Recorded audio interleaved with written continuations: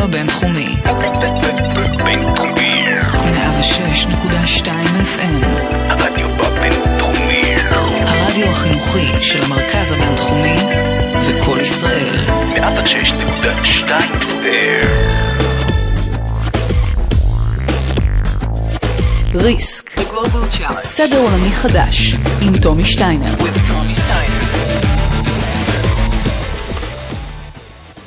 Hi, this is Tommy Steiner. You're listening to 106.2 radio broadcasting from the Sammy Ofer School of Communications at IDC Herzliya.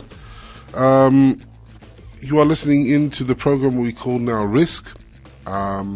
We have the board here in front of us, and I'm hosting today Marc Berthold, who is the director of the Heinrich Böll Foundation here in Israel.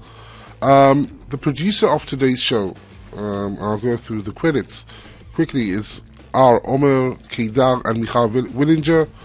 The studio technician to my left is Adi Ben Ezra. Music editor is Barak Chaimovich, and the video technicians are Sasha Mitzyakov and Yotam Ben Tzvi.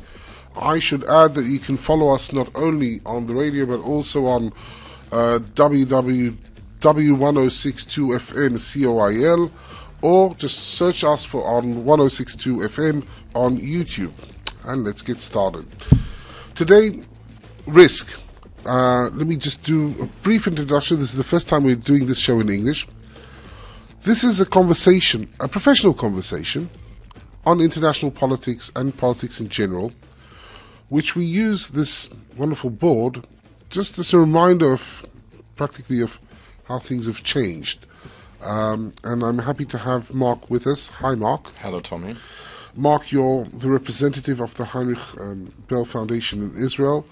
Why don't you explain to us what is the Heinrich Böll Foundation? What does it do in Israel? The Heinrich Böll Foundation is one of the 6 German political foundations. We are the ones that are affiliated with the German Green Party. All of us are here represented in Israel, but we all work both inside Germany, in the different German states, and in many, many countries. The Heinrich Böll Foundation has 28 offices internationally. Israel is just one of them, and we are involved in more than 60 countries. Well, just as a brief background, you came to Israel, you arrived to Israel just more than a year and a half ago, more or less? Just about a year, actually. Well, and before that, you served at the headquarters of the Heinrich Böll Foundation. Also, you were a professional advisor to member of Bundestag, Renate Künast, who was at the time the chairwoman of the Greens in the German Bundestag. And before that, you served in Washington you had a long tenure in Washington, if I recall. I was there for all about 8 years, from 1999 to 2007, but in different roles. I started my way down up as an intern, but was happy and lucky to stay, and I returned to Germany in 2007.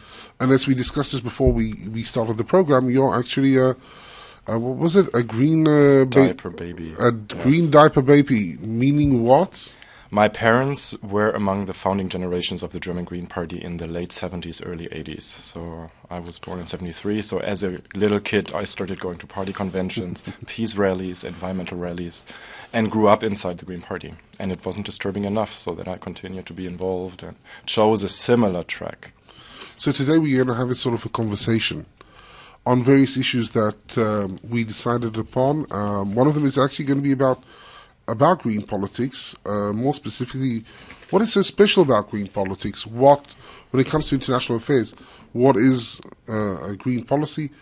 We're going to talk also about Germany, Europe, and the relationship and the future of Europe today from a green perspective or your perspective. As time will permit, we'll also get into transatlantic affairs, which is something that you've been working on for many, many years.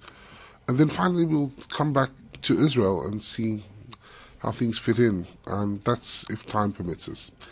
But as we kick off, you mentioned green politics. What is green politics? Is there something unique about politics that are green, or is it basically the same politics? Well, green parties, I think, internationally came up as an idea to do and have a different kind of politics. In most of the countries where green parties were established, they came out of the environmental movement. and into movements, but there where Green parties actually gained parliamentary experience or even joined the government, like in Germany, in France, in New Zealand, they also branched out. The German case is somewhat specific because when the Greens came about, it was not just the environmental movement, it was the anti-nuclear movement, the peace movement, the women's movements that all joined together. So from the very beginning, there were different aspects what German or green politics meant in Germany, which wasn't easy in the very beginning.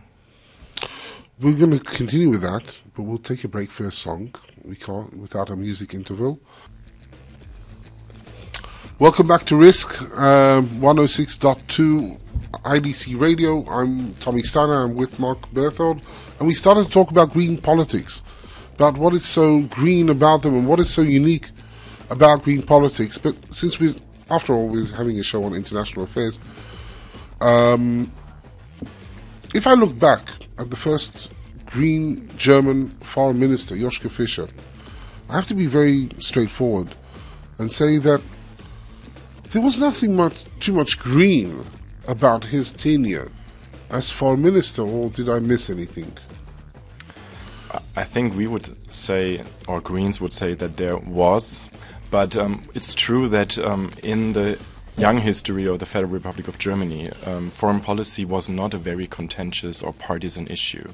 There was a broad consensus that the Greens grew into, admittedly, in the course of the 80s, of a strong Western alliance, transatlantic relationship, European integration, and after the Second World War, that Germany should be rooted in a community and be in a coalition, West Germany, that is, until unification. Yes. And that, I think, was also part, by the time the Greens joined the government in 1998 and Joschka Fischer became foreign minister, that he would keep that tradition also, that he would be the Minister of Foreign Affairs for the Federal Republic of Germany and not for the Greens.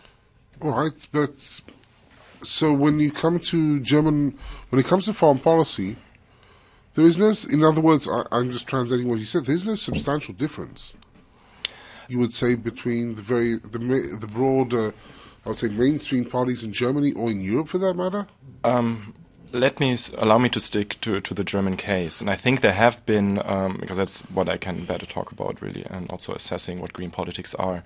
The Greens had debates in the 80s and early 90s about what they should have as a foreign policy. And the Greens moved also in Germany from the left, more to the center. From the radical, some would call it radical, but others just like more from the left spectrum, which would have been more isolationists and not. Yeah, because as you mentioned at the very beginning, the Green Party or the Green Movement in Germany also started out of the peace rallies. Yes, but also out of the human and civil rights movement. And actually, it was an irony of history. The Greens joined the government in '98, and one of the first decisions they had to take in government together with the Social Democrats was intervention or joining the intervention in Kosovo, and how to deal with the wars in the Balkans. And there, these values, Greens think of themselves as having a very value-driven foreign policy, or policies in general. And there we had a conflict of pacifity and non-violence and human rights. And Joschka Fischer, with his political capacity, he really turned or led the debates within the German Green Party. Like, if there is a conflict like this in that specific case, also in the Balkans, of course, maybe peace can only be achieved at the very end, but we cannot disregard the value of human rights. And therefore, you need to use force at certain times, but never easily. I think that's the core of the Green ideology. Then I just have to bring this a bit forward to a year ago, or less than a year ago, with Libya. There, the Greens supported the intervention, which never came from Germany. That was a rather odd episode in German politics, German foreign policy. Germany found itself, I think, in first time in, as far as I can recollect, alienated within the Atlantic Alliance. It wasn't the first time that Germany found itself at odds with the United States. We had that with Iraq and other instances. But all of a sudden, it found itself alienated inside Europe. At the moment when there was actually a pretty broad consensus. I do agree with you on this point, and this was one of the moments. There haven't been too many, but when I just said earlier, there was a broad consensus of a strong transatlantic relationship, Yes. to follow United Nations policies and join NATO efforts in whatever kind. There are good reasons why Germany for a long time was not in the forefront of military interventions, also within NATO. Granted. And it's a very sensitive issue. But that Obviously. moment in domestic politics, when the decision came about Libya, Greens were very concerned, and I was already here, and I did not feel comfortable in the situation that Germany in the UN Security Council, played the role that they played. Abstained. Abstained. It yes. is abstained. I mean, just remind the It's listeners. not a matter of, and like in a situation like this, I would have personally suggested favor, but I mean, abstaining is even sometimes worse in this case Than, than saying voting no and against, taking exactly. a clear stance. No, that's true. By the way, when you look back today at Libya, of course, it was very interesting to hear Foreign Minister Westerwelle explain in retrospect that he doesn't believe that the military action in Libya was the one that brought about change in Libya. Everybody is entitled to his own opinion, obviously, but do you think there will be broader implications in the future for that specific decision, for this government's decision to stay out of Libya? In the specific case of Libya, it seems that not. I mean, the Foreign Minister Westerwelle is just there, and he heard yesterday that the Libyans are not holding any grudges against the situation. They need Germany's help. They need Germany's economic support. Those are the words. But I'm talking about Germany's role in Europe. Granted, Germany is, and we'll get to it in a second. Germany, in a sense, is carrying, or is the main pillar today of European economy. But when it comes to European security, didn't Germany let down its European and Atlantic partners? That's a question that I think that has been debated since, and I think the responses within Germany, but also internationally to that decision, I think make it very likely that Germany will not repeat that experience again. I would hope so. I would hope so. But let's move on to the economic situation also in Germany and Europe and the future of the European project, so to speak. And that's just before we just take off another break, as we are kindly instructed. People are talking about the possibility of Lehman Brothers kind of event taking place in Europe with a default from one of the major countries, which will actually have a domino effect across the European banking system. For a pro-European like yourself, how do you view today the future of Europe? It's seriously challenged. I think I truly hope that the European governments, the member states, come together, even though it's hard to say what are the right steps to take. And I think, but it is very important that stronger European member states like Germany, which it does in many ways, show solidarity with the weaker states. And I think those who are pro-European make the case in these times that some of the steps, like the European Monetary Union, were only halfway completed. It wasn't a wrong move per se. It was that more steps, like of an economic government, maybe a fiscal union, a European monetary fund, need to be established to solidify and rescue the euro. But it is indeed a very critical year for the European, not just the currency, I think for the European Union. Definitely, and I'll take you up on that when we get back from the next song we're going to listen to by PJ Harvey, The Words That Maketh Murder. Plausible for Europe. הרדיו בינתחומי 106.2 FM. And we are back. We are on Risk on IDC Radio 106.2. I'm Tommy Steiner. I'm joined today by Marc Berthold of the Heinrich Böll Foundation, its representative here in Israel. When we took off for the song, we were talking about the future of Europe, and you expressed your concern. You said, I'll just paraphrase it slightly, you said 2012 is a critical year for the EU. Yes, because I mean the euro, the currency, is under pressure. It really depends on how Greece and Italy, I think many talk about Italy specifically for this year, manage through this, and what kind of instruments are being developed by the European Union in it, or at least the euro space, to really rescue, to help these countries and to rescue the currency. And I think the last summit, when Great Britain kind of said, like, okay, the next step you're going to do alone, that was a critical moment. That's the beginning of the end? You never know, at least in the European Union. I think big steps towards integration also always happened at moments of crises. They didn't come up with good ideas just out of the blue. No, so this might have also been a wake-up call for some of the others. And, Chancellor Merkel and President Sarkozy are meeting today to prepare for the next summit at the end of the month. And they have discussions, and there are... the Greens would call, I think, for bigger steps toward further integration, to really add which has been missing when the currency came about. But the average German is rather concerned about further integration. I think, correct me if I'm wrong, many people in Germany regret the fact, not out of nationalistic perspective, but they regret the fact that they lost the Deutsche Mark. I doubt that, really, to be honest. I think people have gotten used to the euro, and people feel detached from the European Union because a lot of these policies that are being reported upon are very technocrat.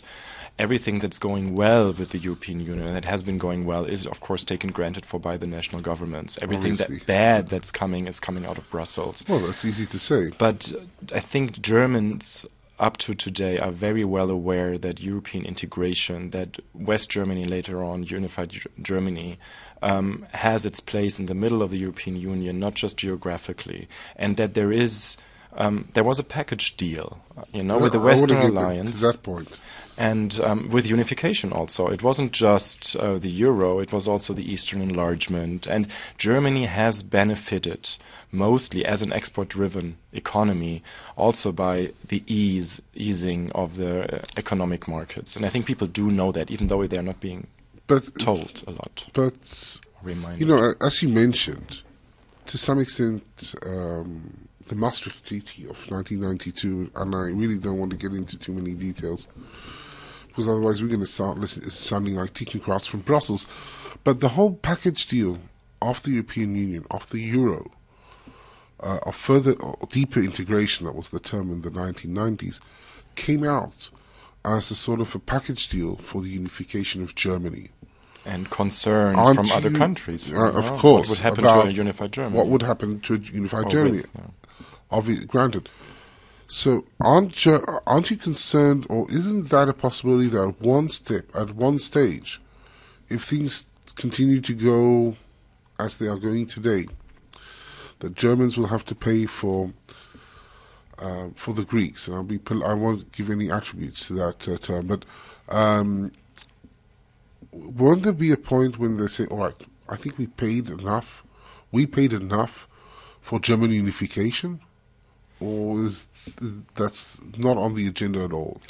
I don't think that connection is being made, that we have to pay because of unification, and it's more like that we benefited our economy. We are doing pretty well in all of this. That's true. And we have done this. We had times there was only a very limited growth, but we dealt with unification and still had growth. And I think there's a lot of awareness about this, and that this is now a time to, I don't want to say pay back, but pay it forward, knowing that the consequences, or if the euro collapses, that will be much bigger, also for the German economy and for the whole European continent, so that this is important for us to do, because we can. But I will go back and put you in a hot spot again for one more question. To some extent, people are very polite about this, but you can start hearing this, that the Germans, with their oversensitivity, I would say, to inflation, and their preference for austerity measures than rather risk inflation, are driving Europe into a deeper recession.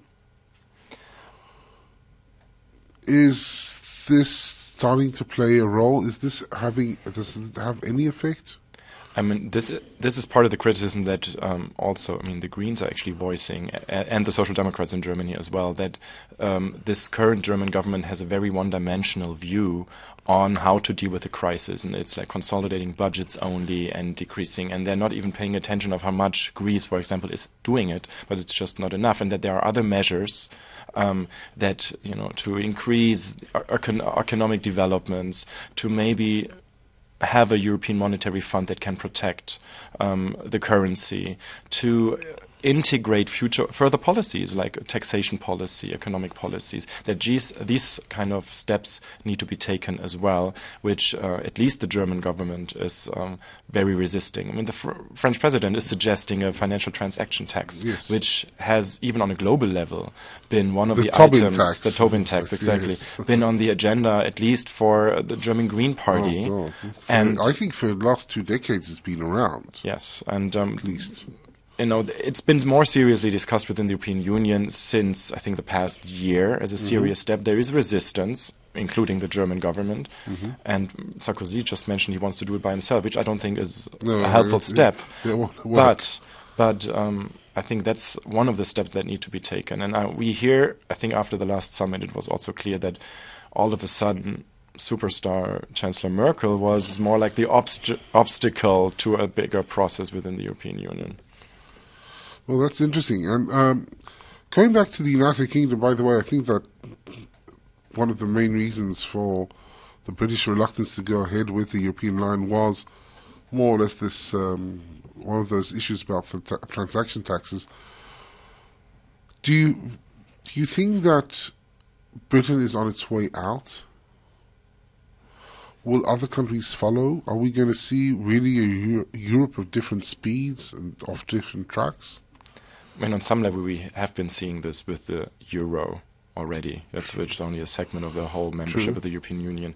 And Great Britain always had some reluctance to join the continent. British are always special. And but he also got some heat domestically in Great Britain for that decision. And I don't think that it is decided which way to go.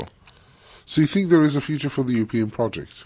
I strongly believe so. I think we need it. Well, that's on this optimistic tone. Well, one needs one. And we're going to hear another. We're going to listen to another song. When we get back, we're going to start talking about transatlantic affairs, where we have a few questions to ask, serious questions to ponder. First, we're going to listen to Spinning Wheel, Blood, Sweat and Tears. IDC Radio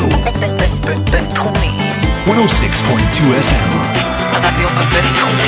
IDC Radio in collaboration with Kol Israel. Risk, the Global Challenge with Tommy Steiner. And we're back on Risk. I'm Tommy Steiner. With me, in front of me, is Marc Berthold, and we are on IDC Radio 106.2. I should mention that you can also follow us on 106.2 fm.coil via the internet, or you can look us up on YouTube. We're having this rather delightful professional conversation on international affairs. Today we're focusing a bit on green politics, German European politics, and now we're moving ahead to the broader transatlantic arena. Before we took off to listen to a song, you sounded very optimistic about the future of the European Union and the future of the European project, which I don't know if I wish or not, but I'm not sure that I share with you that optimism or to that extent. But let's talk about the future of transatlantia. so to speak. Are you as optimistic?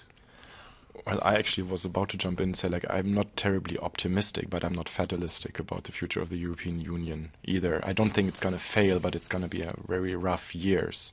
But it's hard for me to see how we are so interconnected and we have taken so many steps. They're not going to unravel. But it's, I think, rather people will take courageous steps unless they are overrun by developments, as I said, mentioned earlier, in Greece and Italy. But even then, I think there will be a rescue mission because a lot depends on it. And I think somewhat that's also true for the transatlantic relationship. I think the heydays, as I mean, within the Cold War and shortly after, they might be over because there are global changes. You have emerging countries that are taking their space. The leadership of the United States as a global player is descending in relative terms. I think it will be a superpower for a long, long time. And the United States will need allies, and the closest are still among Israel, also the European Union, where we share values and a common project such as NATO. And that's not going to stop. But I think the influence might change to the worse on a global or international scale. I mean, transatlantic, the transatlantic arena as a whole will be less influential.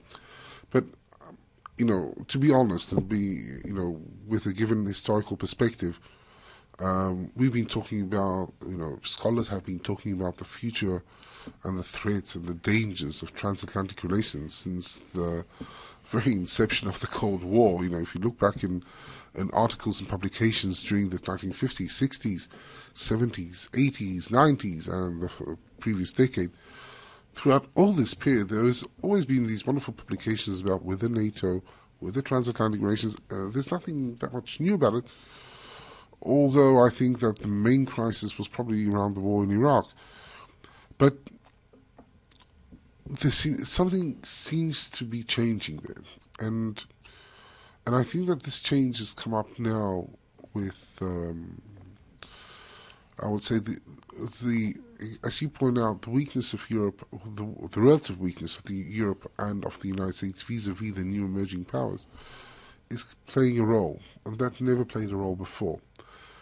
And more to that is directing the United States in a very different direction. Whoever saw the strategic guidance that was published just a few days ago by the Department of Defense, very clear about it. Our face is to Asia, and we are going to place all our bets on Asia. We're going to focus on Asia.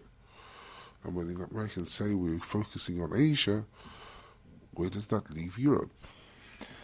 I think it's understandable, and the Europeans also are looking to China and Asia as an emerging market, and I think it's natural that the President of the United States and Congress and the administration do that, but it's a long process, and they're not turning around and don't look back to Europe.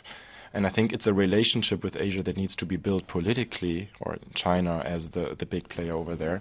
That will take time, and in the meantime, there will be a lot to do also for Europe and the United States. And I think the financial crisis, and as you mentioned, I'm not happy to say that the impact of any major crisis with the euro will, of course, also impact the United States. And as the impact also China, by the way. Yeah, absolutely. And when the whole financial crisis started in the United States, and had its consequences in Europe, so there will be also a need in that arena to continue working together. And even though I think maybe President Obama is not the most pro-transatlantic in his wordings, or he came early on in his presidency, it's a pragmatic relationship. Maybe what we see less is the romanticism.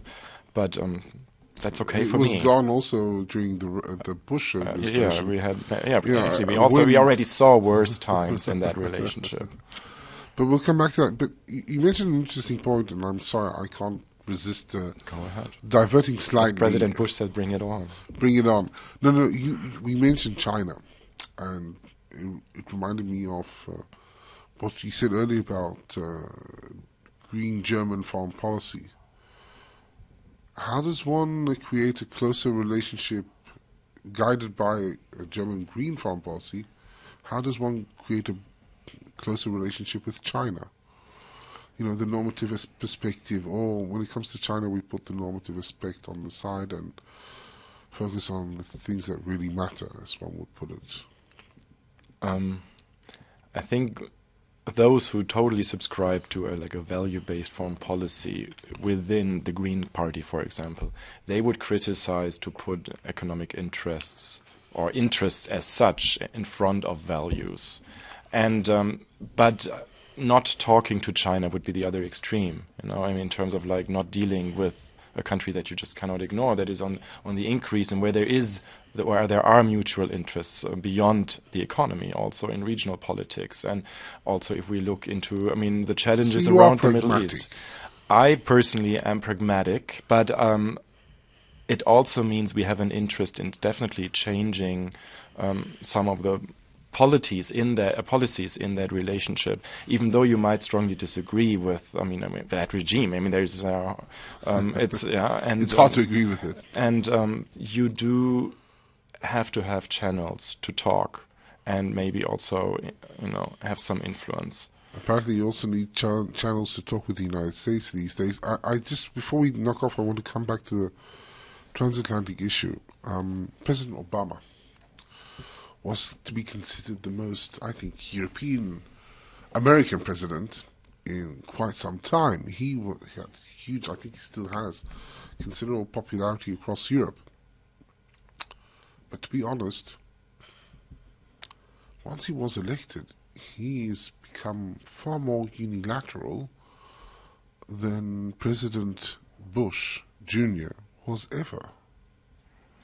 I think that highlights some of, in the European discussion in general, but also maybe on the left in Europe, a certain amount of hypocrisy. Europe loved to hate President Bush, and European hypocrisy? I'm shocked. Yeah, so even a European can say that. And no, but it is true that there was, those times were hard for Europe and the United States under the Bush presidency, and it's not just because Bush did all the wrong. It's always a two-way street. But there was this antagonism. You are aware that this is recorded, by the way. That's okay. Okay. I'm speaking for myself. You can disagree. Other people are allowed to disagree, obviously. No, but this is...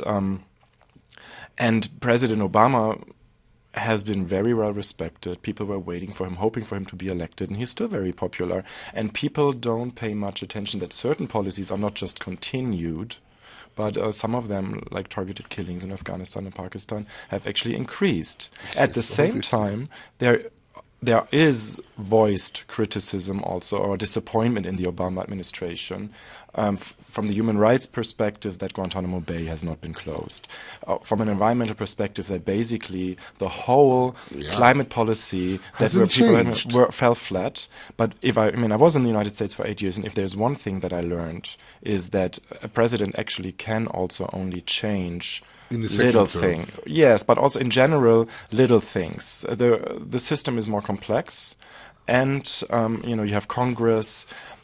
Unless major things happen. September 11 provided a huge opportunity or situation where President Bush could have sweeping changes in some of the foreign policies. We have to take a break, otherwise people will be tearing their hairs in the control room, and we won't want that to happen.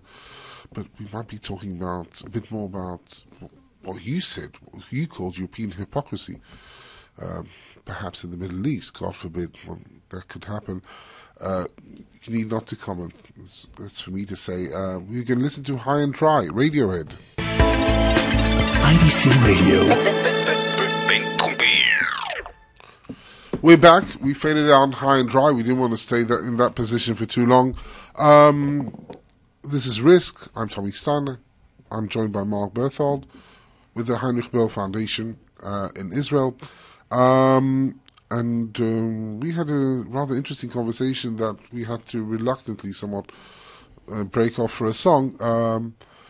When we talked about, we decided to call it during the break now, European or double standards vis-a-vis, by the way, the United States, not Israel. We haven't got to that point yet.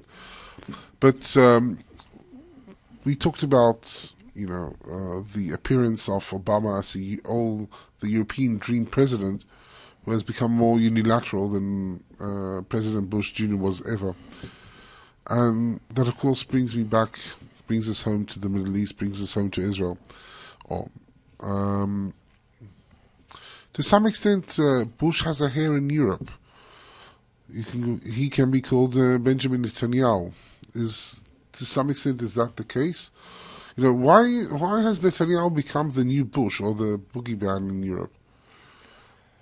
I think President Bush, it was a matter of certain policies that were unpopular in Europe and a matter of style that Europe or European were not used to. Texan cowboys. And I think somewhat there is a mutual misunderstanding growing between Europe and Germany and Israel, and that certain policies and certain contexts are also on the European side are not always in eyesight of everyone who's listening or what's being reported from the complexity here and the conflict, not just between Israel and Palestinians, but also with the Arab neighbors of Israel, and that in the current climate, that some of the political statements and some of the policies of this current Israeli government are not perceived very well. At the same time, you do have a crowd in Europe. It's not the majority, but that is also easily perceiving these things the way they want and not looking for the nuances. You have it on the left and on the right. I mean, by the way, it does cross parties. Absolutely. You can find people who are, I would say, have double standards towards Israel in the Middle East. To be honest, talk it simply, call it that way simply. You can find them in the Green Party.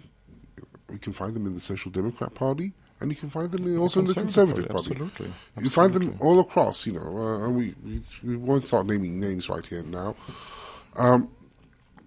And there is a crowd there that, I was joking that no matter what Netanyahu would do today, he would be still viewed with suspicion. To be honest, he earned that. Yeah.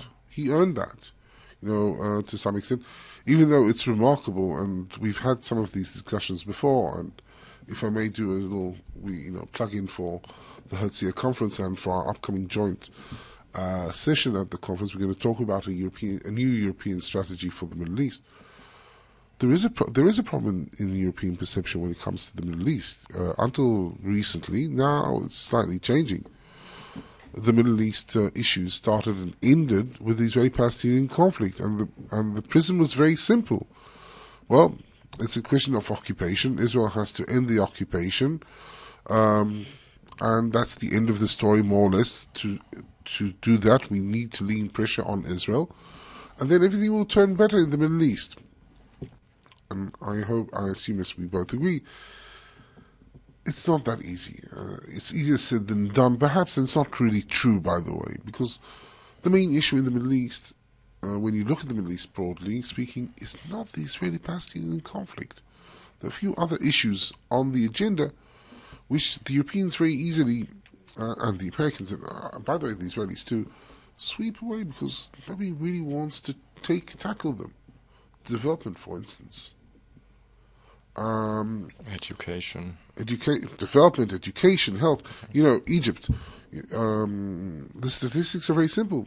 Every 9 months, Egypt has an additional 1 million mouths to feed. You have to be an economic power to succeed, and Egypt isn't. I mean, I agree with you that the Israeli-Palestinian conflict is not the only and maybe not the key to larger developments in the Middle East, but for the security of Israel, it's probably one of the key aspects as an observer from a domestic point of view. And but I also think, and I would criticize my many fellow Europeans who too easily look into like simple answers and simple solutions. I mean, having been here for a year and I've visited many times before, the situation is so terribly complex and on so many layers. Many people are probably challenged and choose to go for one side or the other because it can, I mean, if you're not used to and have grown up here, it can challenge you. But I think a problem with the European policy in the Middle East is, I think, at least in the past year, I think there has been somewhat of a realization. I mean, with the changes and the uprisings in the Arab countries, the whole last winter, even I wrote an article like, wow, there are so many great developments happening, and we have to support those. We have to support those. I don't know how much you have to encourage them, but you have to support those. You cannot be against it. But you didn't believe that it would end up in an Islamist winter. I did not dismiss it, but I felt at that moment in time that the Israelis were exaggerating. What I certainly saw is that Israelis did fall on deaf ears abroad for like the risks that you highlighted. I think, but also though that of course there was a chance that this would happen that we are in.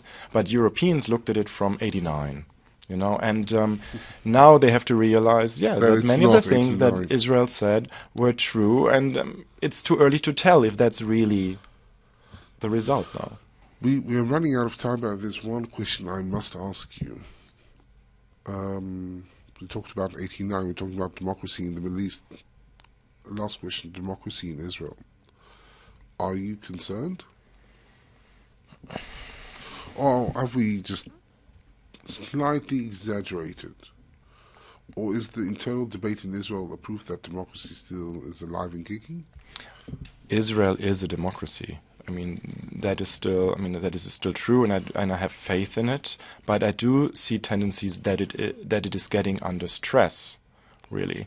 And we've had a couple of discussions because of some of the bills that are launched in the Knesset. If they come through or not, we will see. But there is Israel as an ally of the Federal Republic of Germany, I mean, which is an amazing story that we have such a good relationship, which is really strong on many levels, and continues to grow. That there is, as opposed to, and there are certain discussions, bills in the Knesset happening, or tendencies on the societal level, like price tag attacks, and these that we usually see of countries that are not democracies. And it is painful to see those here also, and we hope that we can have a debate on this, not in this last minute now, that Israel also, to be secure, needs to remain a democracy. Oh, we do. We definitely do. And as he said, we have to wrap up because, again, I see signs of anxiety in the control room. Marc, I want to thank you for taking the time to join us today. Thank you. I want to thank for having me. The team here at IDC Radio. Our producers, Omer Keidar and Michal Willinger. Our studio technician, Adi Ben Ezra. Our music editor, Barak Chaimovich. The video technicians, Sasha Mitziakov and Yotam Ben Tzvi. You've been listening to another edition of Risk at IDC Radio 106.2.